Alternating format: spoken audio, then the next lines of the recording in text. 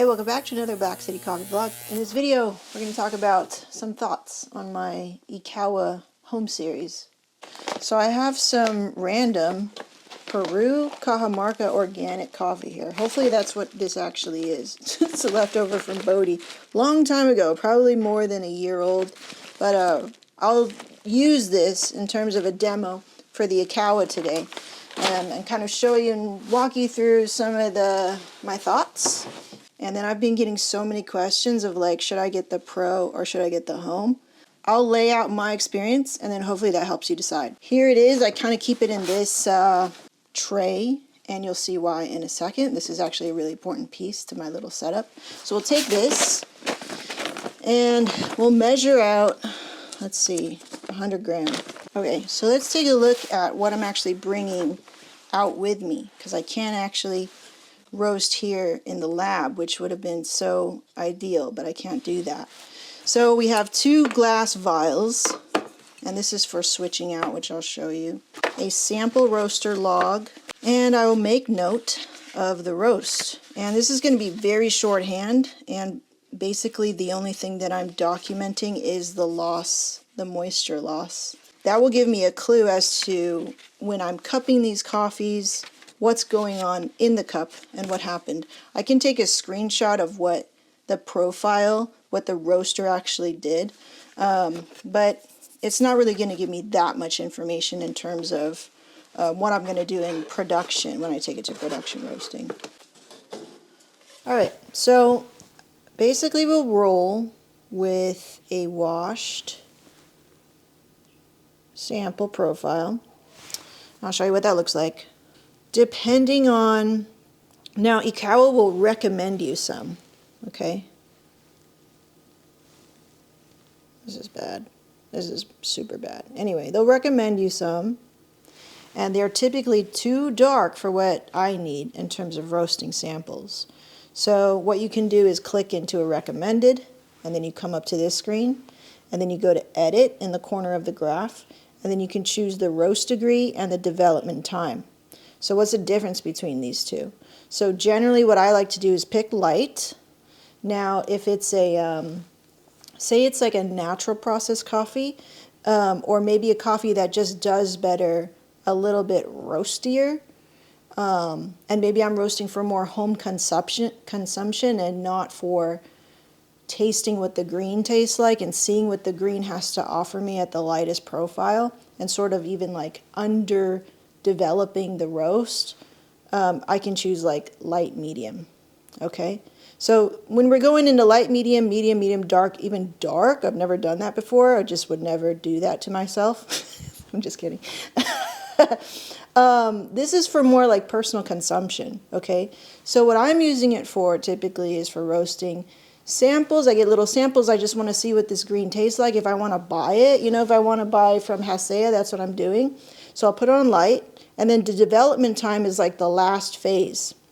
When you start learning how to coffee roast, they'll say that the 3rd phase of the roasting curve is called the development phase, which is, they always say it, but that's a misnomer because you're actually developing or roasting the coffee, I guess, the whole time. So I kind of look at it as how long do I want this roast to go on? So generally, if I'm doing this for samples, I want it to be very sort of underdeveloped because I want to see what the green, the terroir, the varietal, I want to taste those things. And I generally don't want to just taste roast. Roast would be like those caramel, the chocolate, dark chocolate, tobacco notes and stuff like that.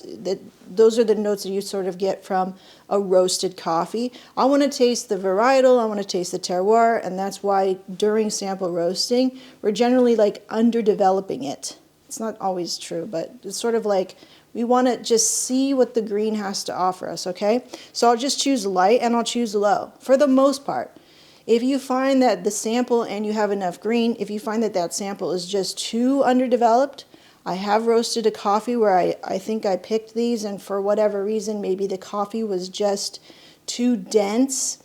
It almost broke my my grinder because it was too hard. It was too underdeveloped, okay? It wasn't even roasted enough for me to grind it in my grinder, okay? So that's an issue.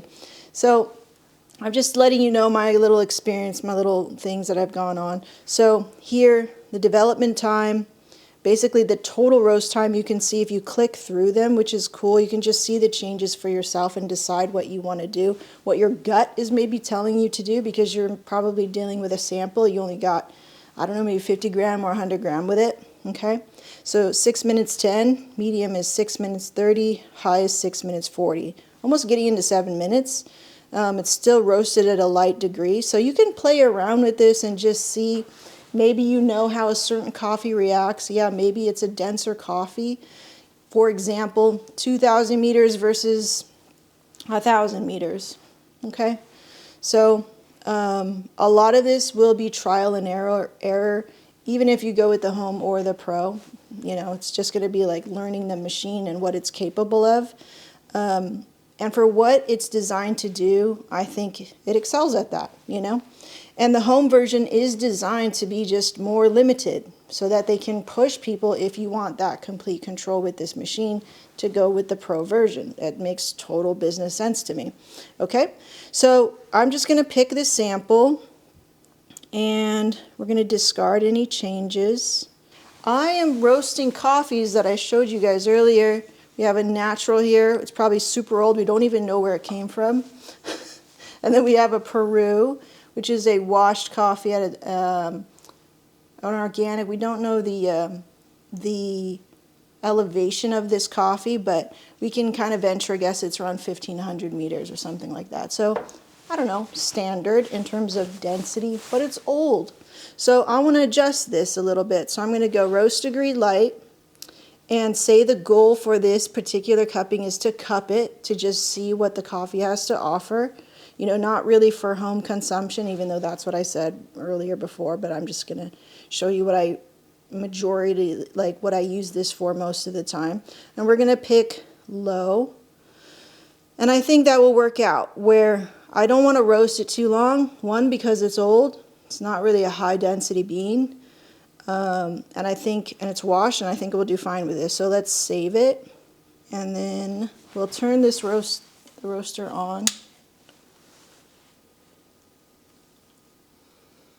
And then it's going to look for the roaster and say if I'm connected or not. It'll tell you if the doser, this is the doser where you put your coffee, is open. And because I'm short, I can't really see into the doser well enough. So I made a handle for myself. So here we have open and then closed. Okay, so you want to have it closed, and then you can put your batch in. Here we are on my stove because I can't roast anywhere else. So embarrassingly, this is where I have to roast this coffee. And that's why, you know, I wasn't so like kind of gung-ho about sharing this thing, because it's not pretty. When I bought it, which was in 2021 in November, for $970 plus duties from the UK, so give or take, I don't know. I didn't know what the $1,000, over $1,000. And I couldn't just easily roast in my lab because the smoke alarm would go off. Crazy, even though you don't see smoke. And there's just no way around it. But I didn't know that. And the way that they marketed it before, now it's very clear that it's almost smokeless. But when I bought it, it was marketed as smokeless. So I was a little upset when I first bought it. I have to be honest. But I don't care anymore, okay? This is just how it is. I roll with it like this. I'm a hobbyist. It's not a big deal. But just to let you know, okay? They're very clear about it too now, okay, just to be fair. Okay, so I have a little doser doorknob. So this tells me closed. This tells me open. And I just put a masking tape. I don't know. You're going to find your little idiosyncrasies and how you like to work. This is how I like to work. Okay, so I've already dosed these out. I've got 100 grams. My machine, I think they only sell 100 gram machines for the home roaster. Okay, now, can you do 50 grams in here? Sure. Can you do 60? Sure. I'm sure you can do lesser doses. The problem is with this, I found when I do 50 gram batches, like say I only got 50 grams, it would tip the coffee. Yeah, so it would singe the coffee on the sides, you know, and so that's telling me it's not being roasted evenly. and I may be burning the coffee a little bit too much, you know. Okay, so let's go ahead and put our dose in here. Okay, so I do a full batch to avoid any tipping, and then when I'm done, it'll go in here, and you can just kick out any of these chaff. Now, because it's in home use, I'm not selling this coffee. I haven't had any problem with my with myself in particular in terms of dealing with green allergens or contamination from green to roasted. It's not a big deal for me. So I'll just put it right in almost the same container. I'm not going to say that, like recommend that, but I think many people do that. Okay. Okay, so now it'll tell you add your beans and then press go. And it'll say preheating right here. And you'll hear a change in this sound to tell you when to open and charge your first batch. So right now it's preheating. And I do this all off the phone, and I have an iPhone. There's an app for Android phones too. All right, there's the change. It kicks up. You open it, and you close it. Okay? So before, why this is so important to me is I have to look into the doser to see, did I get all the beans? Did I open it all the way? It's so annoying because there's nothing to tell you.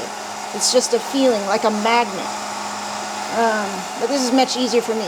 I think they should make the door brainless. Just get them in, get them out, you know? So here we go, we're roasting now.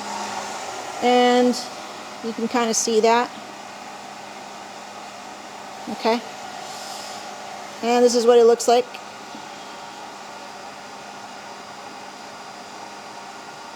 Okay? This looks really different from like a Mill City Roaster RoastPath or a Artisan RoastPath. So, I don't know. I don't really get a lot of information from this. I've worked on the pro version before, like actually worked with it for, you know, an hour or so. And it's cool because you can just go in here and touch little dots on the graph and say, I want first crack at this time. Now that's complete control. So if you're a pro, there's no question about it. Like, go with the pro version.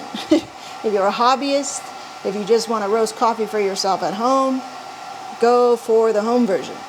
I don't know, save you a ton of money. Not a ton, because even this is not cheap, you know. So, I don't know. So as this roasts, it'll collect the chaff here. And then when it's done, I'll empty the chaff. I'll put in a cool container and it'll drop the coffee into here. So now we're just waiting, and I literally would just go and play video games at the same time and wait until this is done. Meanwhile, I'll just tell you my experience with it, okay? Straight up. Again, not... So I've roasted 6 batches with this, back to back to back. No breaks in between, no issue. I can't roast anywhere else in my home. That's annoying. I have to roast underneath the stove. Almost forgot the fan. So I hope you can still hear me. Usually no interruptions in connection with Bluetooth, so that's good. Again, I don't have a lot of control, but for my purposes, it gets the job done. You can forget about creating custom profiles. It doesn't do that for the home version, but again, it's fine with me. You've got a washed version. You can kind of control the roast or the development time. You can see that. And then we have a natural version, which I'll show you guys that in a minute. And overall, I think it's great. Like, it saves me time. It saves me money. I don't have to roast 100-gram samples on my 1,000-gram roaster. Yeah, that's terrible. For one thing, that's inconsistent. It takes up time, takes up energy, and this just is so much better. So here's my tips on helping you decide. It's not smokeless, so just be aware of that. Unless you have great ventilation going on or you can finagle something, smoke will be an issue. Know why you're getting this roaster, why you need a sample roaster. Be really, really clear on what you actually need from this roaster and be clear of what you want it to do, because Once I think you deal with Ikawa, they're going to want to upsell you for sure, like any business. But just know why you're getting it. If you know why, and you could steel man your argument, you can't be swayed one way or another, okay? If you're trying to skimp on saving money and you're a pro, I would just say go for it. If you're a pro, or you're a hopeful pro, like a hopeful professional, like I'm gonna be in the coffee profession, like just go for it. You know what I mean? Like just work it in as a business expense. That's what I would do, honestly. Like I'm really glad that I was sort of like, I don't know, I'm not sure, and that's why I went with that version. You know, I really wasn't sure if I was gonna become a coffee professional and do that as my career. I didn't have that feeling in me. And so if you're unsure, I think it's super okay to just do what you can afford, you know? If you're decided and you're going to be a coffee professional and you're like, this is going to be my thing, like then just go for the pro. You know, you're going to have so much more control. And I've operated both of them. And the difference is stark. Okay, so let's talk about freshness. If you're super I guess uneducated about like what makes good coffee, freshness is a factor, but not necessarily like I'm gonna go roast this coffee and go drink it right away. That's not necessarily the best tasting coffee, which I think Ikawa may be marketing that. But if you're in coffee, you understand coffee of when it's the best time to drink it, there's definitely a window, and typically it's not right after you roast it. Okay. So, I want to show you guys. Swap jars. We'll tell you swap the jars. Okay. And eject the beans. So we're going to swap it.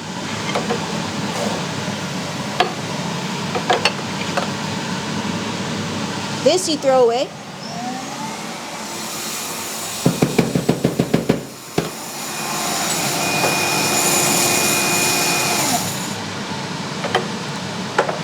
So here's our done roasted coffee. Ready? They look very light. Alright. I'll put this in here. Again, I don't care because it's in-home, in-house testing. I'm not selling that to you, right? Okay, we put the chaff one back. And then we can get ready for our next roast. Okay, so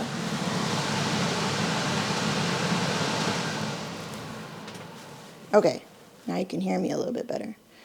So now, after that, we want to change it, right? We have a natural processed coffee here. So what we're going to do is go, I don't have one here at the moment, so I'll go to New, add your own coffee, and we'll go Natural Sample Profile. We can select natural or washed. So we'll select natural, done, add. So again, it'll give you recommended ones, so you can just click on one and edit it. So we'll go to edit, we'll go to light, and we'll go to low. Okay, so the overall roast time for this is 6 minutes 20 seconds. Okay, and that's it. We'll hit save. When you change profiles, you go send to roaster, okay, and it should tell you there, ready to roast, filter light plus, natural sample profile. So now we'll add our beans.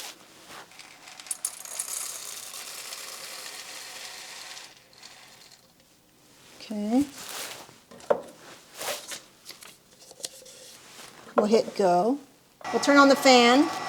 Another thing that kind of like sucks is if, say you make a mistake, you open the door, you press the button again or something like that, you can't really go back and say undo.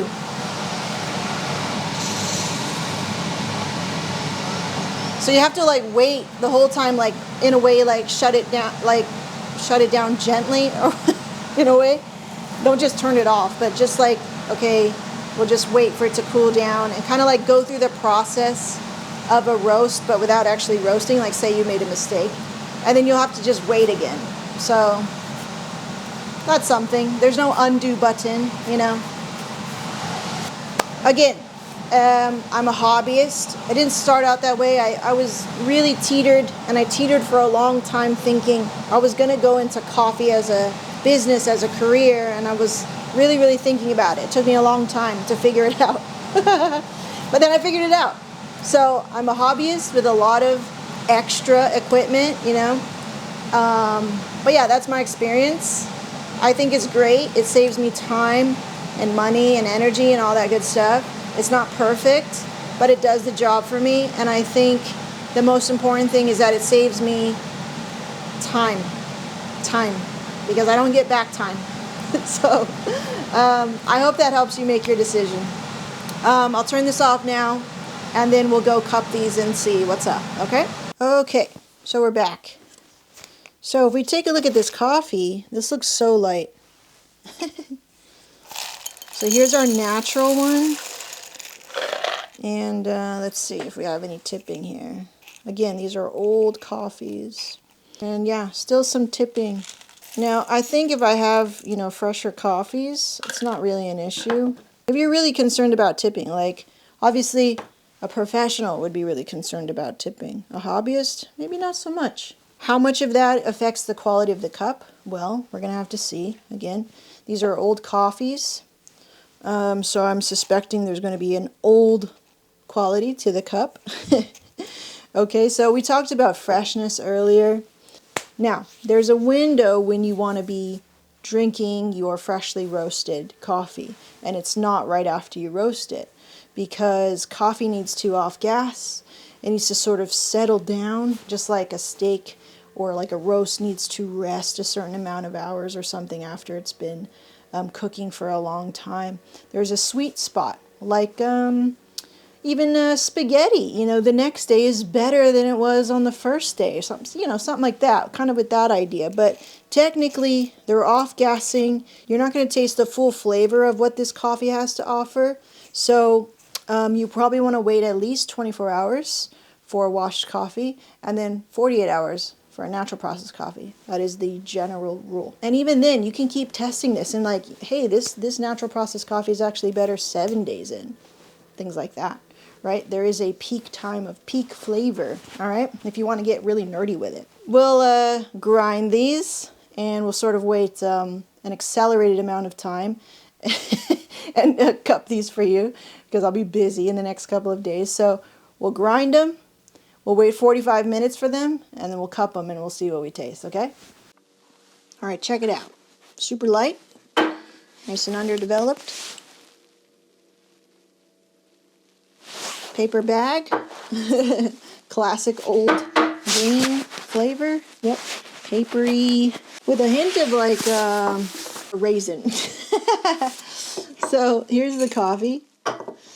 Okay, the color looks great though, I'm saying, you know what I mean? So we're gonna let these, I just ground them, let them sit out for like 45 minutes, and then we'll come back, put some water in these and cup them and see how they taste. But right away from the smell, just super baggy and old, just classic defect that you could smell right there, which is great.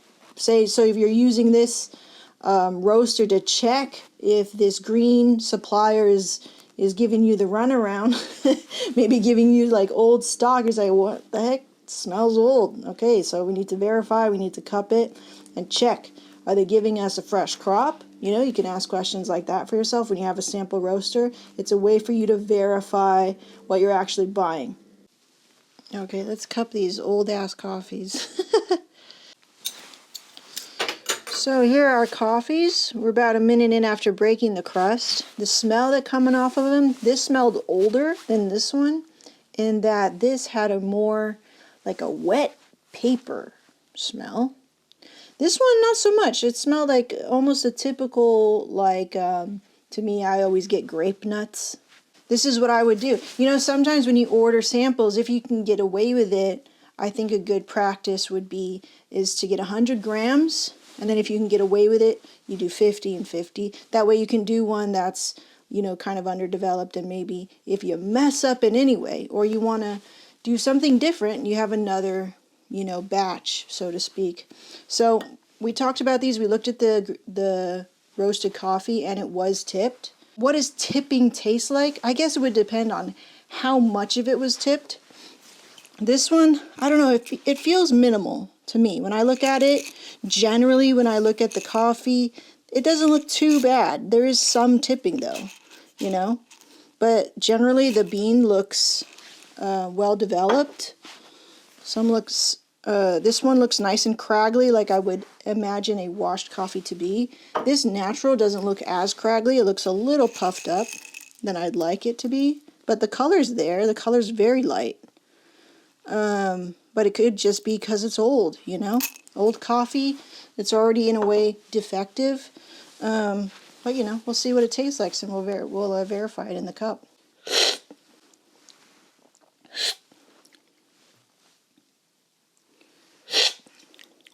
Yeah. Okay. Definitely that baggy taste is there in both of them. This one more so. This one tastes older for sure than this one. If you weren't cupping a lot, you might not catch it. You might just go, something's weird or something's off, but maybe you don't know what it is. And that's okay. You can always write it down and be like, I don't know what it is, but I think it's off. This one is very clearly a paper bag. And the body of it is very thin. It's very watery. This still has some great body and good acidity, and it feels like I'm drinking a light roasted coffee. The only problem with it is that hint of old, right? This one, I know for sure. It's just like, it's super old. It's super watery. Not a lot of flavors, very muted. It's sort of muddy. And yeah, not very good. If I brew this at a stronger strength, so stronger strength than normal, like say if you normally brew something at 20 grams, maybe give it a little oomph, little extra help and brew it at 23 grams and then brew normal water and everything so that it can just be stronger, you know, just have more strength in the cup. There's ways to cover this, you know, there's a way to cover this old, and I feel like that's a common practice that people do because it's old, but it's not that old yet, you know. I wouldn't mind putting this in a blend or something because it still has some good flavor here and some good body, and I feel like it's not bad. But I'm tasting it. And too, you know, when I'm smelling it, I smell the old paper bag, and I feel like that can always sort of bias you a little bit. I didn't record the moisture, but yeah, there you go. So I hope that helps from top to bottom. I hope I took you through just a clean and honest look about how I use my Ikawa, what I use it for, and took you through a little demonstration. Okay? So good things. Hope that helps. See you in the next one. Bye.